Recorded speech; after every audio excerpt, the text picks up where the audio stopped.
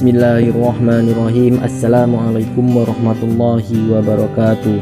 Kami dari kelompok 9 akan mempresentasikan hasil diskusi kami dengan judul makalah stres dan frustasi. Pengertian stres dan frustasi. 1. Stres. Stres merupakan suatu kondisi internal yang terjadi dengan ditandai gangguan fisik, lingkungan, dan situasi sosial yang berpotensi pada kondisi yang tidak baik. Stres menurut Batsi dan Elefren adalah ketegangan, beban, dan menarik seseorang dari segala penjuru. Tekanan yang dirasakan pada saat menghadapi tuntunan atau harapan yang menantang kemampuan seseorang untuk mengatasi atau mengolah hidup. 2. Frustasi. Frustasi adalah suatu keadaan dalam diri individu yang disebabkan oleh tidak tercapainya kepuasan atau suatu tujuan tersebut. Frustasi merupakan rintangan atau kegagalan tingkah laku untuk mencapai sasaran.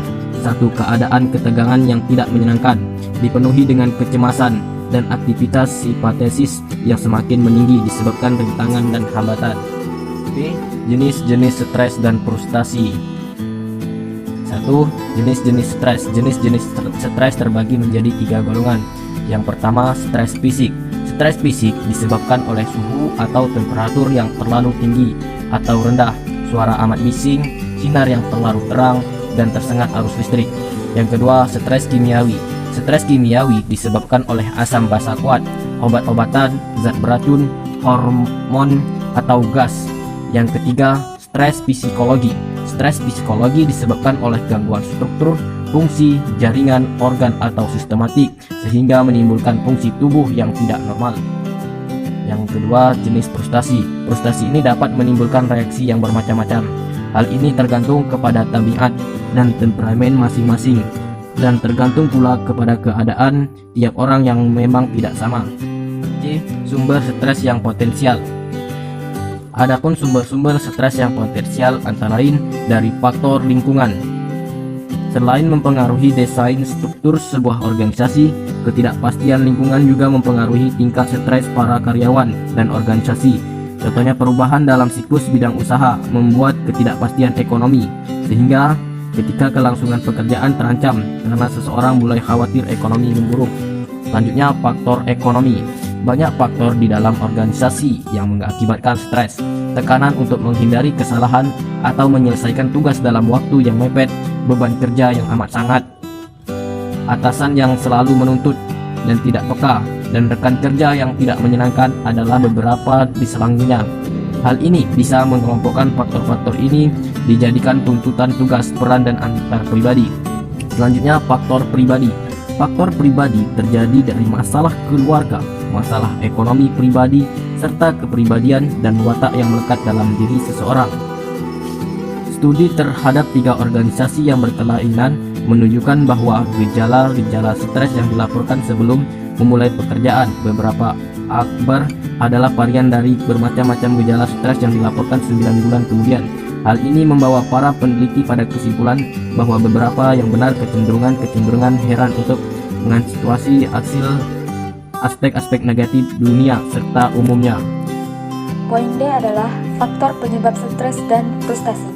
Sesuatu yang merupakan akibat pasti memiliki penyebab atau yang disebut stresor. Begitu pula dengan stres. Seseorang bisa terkena stres karena menemui banyak masalah dalam kehidupannya. Seperti yang telah diungkapkan di atas, stres dipicu oleh stresor. Tentunya stresor tersebut berasal dari berbagai sumber, yaitu 1. Lingkungan.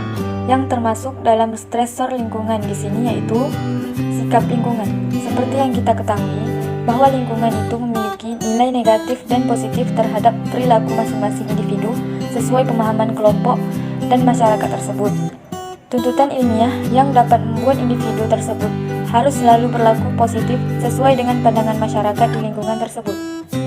Yang kedua yaitu diri sendiri. Yang termasuk ke dalam stresor diri sendiri yaitu kebutuhan psikologis, yaitu tuntutan terhadap keinginan yang dicapai. Dan proses internalisasi diri adalah tuntutan individu untuk terus-menerus menyerap sesuatu yang diinginkan sesuai dengan perkembangan. Yang ketiga, pikiran. Berkaitan dengan penilaian individu terhadap lingkungan dan pengaruhnya pada diri dan persepsinya terhadap lingkungan. Yang E, gejala-gejala stres.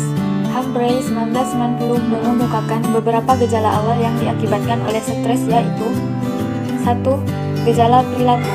Orang akan mudah gugup, penyalahgunaan obat, mudah marah, hilang semangat, tidak tenang, perilaku impulsif, dan lain-lain. Yang kedua, gejala emosi.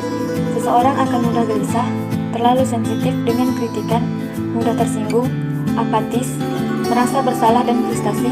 Untuk gejala kognitif, seseorang akan mengalami kesulitan dalam mengambil keputusan, sulit untuk mengingat, khawatir dengan pelaksanaan tugas, dan apatis. Yang ketiga, gejala fisik. Seseorang akan merasakan detak jantung yang semakin cepat, berkeringat, mulut kering, penyempitan pupil mata, sakit perut, sakit kepala, dan panas dingin. Menurut Andrew Golizek, gejala-gejala stres dapat dibagi menjadi 3 kategori, yaitu gejala fisik, emosional, dan gejala perilaku. Antara lain, 1. Gejala fisik.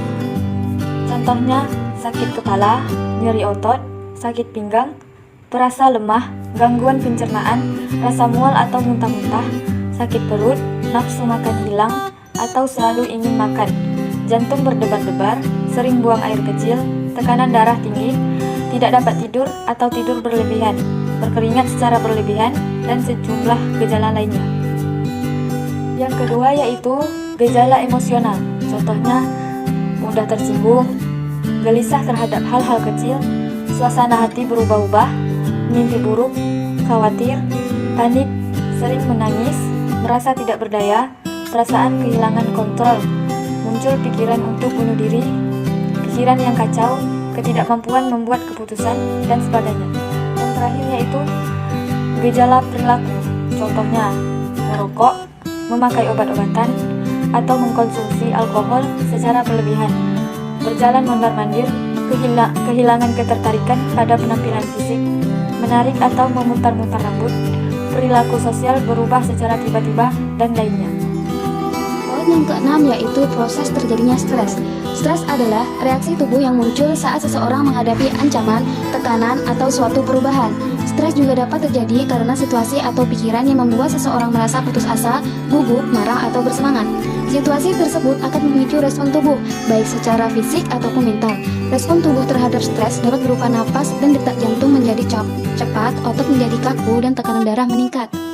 Stres seringkali dipicu oleh tekanan batin, seperti masalah dalam keluarga, hubungan sosial, patah hati, cinta tak terbalas, atau masalah keuangan. Selain itu, stres juga dapat dipicu oleh tekanan pekerjaan atau penyakit yang diderita. Memiliki anggota keluarga yang mudah mengalami stres akan membuat orang tersebut juga lebih mudah mengalami stres. 7. Dampak stres. Hormon merupakan zat kimia dalam tubuh yang memerintahkan bagian tertentu dalam tubuh kita untuk bereaksi. Nah, kemudian berikut adalah dampak stres terhadap tubuh yang dapat membahayakan kesehatan. 1. Sakit perut. 2. Diare atau sembelit. 3. Mulas dan reflux asam lambung. 4. Sakit kepala. 5. Siklus menstruasi bermasalah. 6. Masalah pernapasan. Dan yang ketujuh, diabetes. Kedelapan yaitu strategi manajemen stres.